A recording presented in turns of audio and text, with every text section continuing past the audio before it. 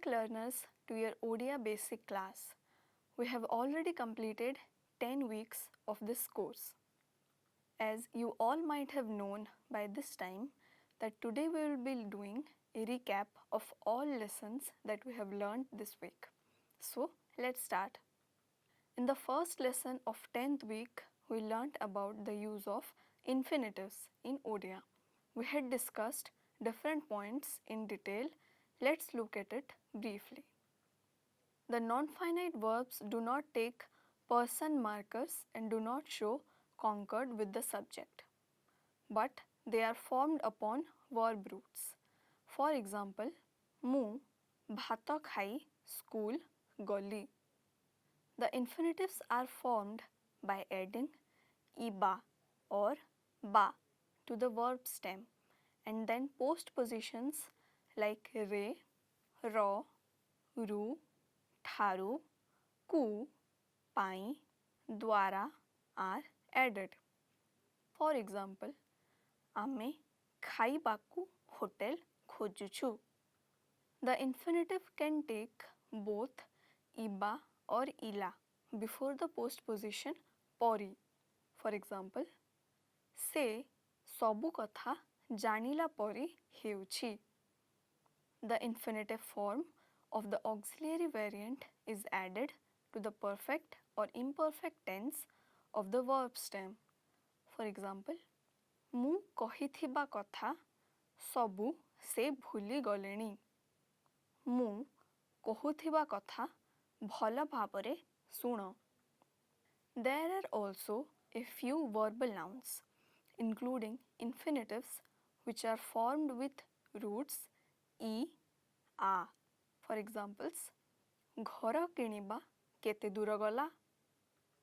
The infinitive verbs can also be duplicated and may take mixed construction of different kinds of roots. That is, simple, causative, passive or verbal nouns. For example, ମୁଁ chocolate ଖାଇ ଖାଇ school ଯାଏ. ପିଲାମାନେ ମରାମରି ହେଉଛନ୍ତି. The non-finite verb can be negated by taking a negative prefix no before the verb. For example, ମୁଁ ନ ଖାଇ ଖେଳିବି. ସେ ସ୍କୁଲ ନ ଯାଇ ଘରେ ଅଛି. Non-finite verb ending with u occurs only in duplication. For example, ମୁଁ ଯାଉ ଯାଉ ପଡ଼ିଗଲି. ମୁଁ ପଢ଼ୁ ପଢ଼ୁ ଶୋଇ ପଡ଼ିଲି. The forms onte, le is nearly obsolete, but it may occur in restricted environments. For example, ସେମାନେ କହନ୍ତେ ଆମେ ରାଜି ହେଇଯିବା. In the second class, we studied about the use of imperfect participle. Let me remind you that nu is a negative imperfect participle, which is equivalent to the English no sooner. It is also used in duplicative imperfect participle. Let's see some examples. ମୁଁ ନ ଯାଉଣୁ ସେ ଘରକୁ ଚାଲିଗଲା. ପରୀକ୍ଷା ହେଉ ନ ହେଉଣୁ ଏତେ ବ୍ୟସ୍ତ କାହିଁକି? In the third lesson of this week, dear learners, we learnt about the usage of probability in Odia. We discussed that in Odia, the verb root par is used to express probability. It is directly added to imperfect and perfect verb forms, and the person number suffixes are added to the verb root par. The subsidiary always takes the perfect form. The person number suffixes for this type of construction are the same as in the case of simple present tense. See these examples. ଆପଣ ଏ ବହି ପଢ଼ି ପାରନ୍ତି. ସେ ଦିଲ୍ଲୀ ଯାଉଥାଇ ପାରେ. For negation, the negative marker no is used before the subsidiary verb, or it can be placed before the verb root par. For examples, ତମେ କାଲି ଘରକୁ ଯାଇପାର, which is in future time. ତମେ କାଲି ଘରକୁ ନ ଯାଇପାର, or ତମେ କାଲି ଘରକୁ ଯାଇ ନ ପାର. We also learned that the verb pariba and the verb root par to express probability have different functions and usage. See the examples. ମୁଁ କାଲି ଭୋରରୁ ଉଠିପାରେ. This is probability. ମୁଁ ପ୍ରତିଦିନ ଭୋରରୁ ଉଠିପାରେ. This is in can form. In the fourth lesson, we learnt about the usage of compound structure in Odia. In Odia, compound structures are made by using comma and the conjunctions like o, au, ebong, ba, kimba, kintu, matra, etc.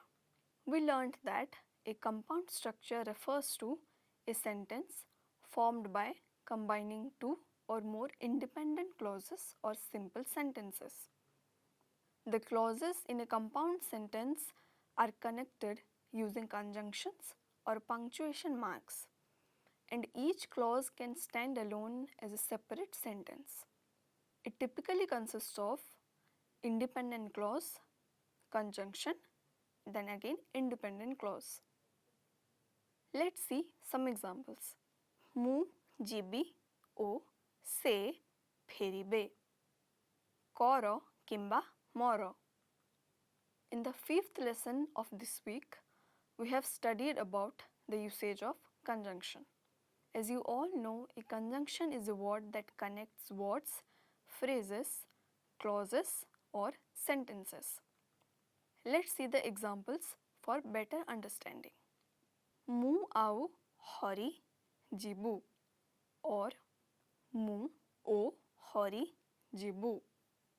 ମୁଁ ଯିବି ଏବଂ ସେ ବି ଯିବେ. ସେ ଯିବେ ପୁଣି ଫେରିବେ. ମୁଁ ଯାଇପାରେ ତଥାପି କାମ ହେବ ନାହିଁ. ସେ ଏ କାମଟା କରିସାରିଛି, ଅତଏବ ତମେ ଆଉ କରନି.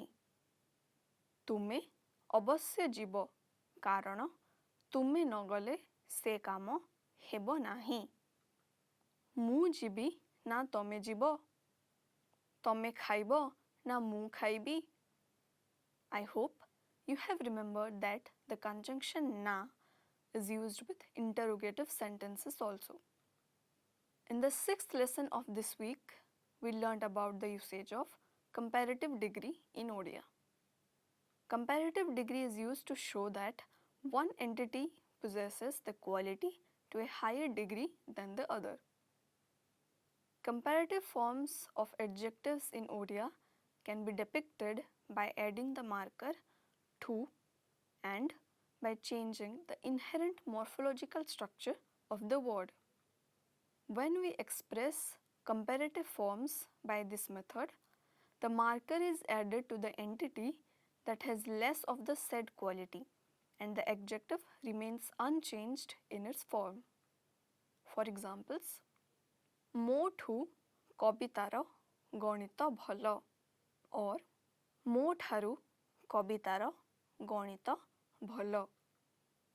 Changing the inherent morphological structure of the words can be done by adding the suffix toro and tomo. This method of depicting comparative forms is preferred in formal settings and literary usage. For examples, ଓଡ଼ିଶାର ହୀରାକୁଦ ବନ୍ଧ ସବୁଠାରୁ ବୃହତ୍ତର ନଦୀବନ୍ଧ, or ଓଡ଼ିଶାର ହୀରାକୁଦ ବନ୍ଧ ସବୁଠାରୁ ବୃହତ୍ତମ ନଦୀବନ୍ଧ. We also studied that comparative forms of adverbs do not involve any change in the morphology. The thu or tharu is used to make adverbial comparatives. For example, ତା କାର ମୋ କାରଠୁ ଧୀରେ ଚାଲେ. ରୀତା ଗୀତାଠୁ କମ୍ ସୁନ୍ଦର. Dear learners, that's a wrap for today.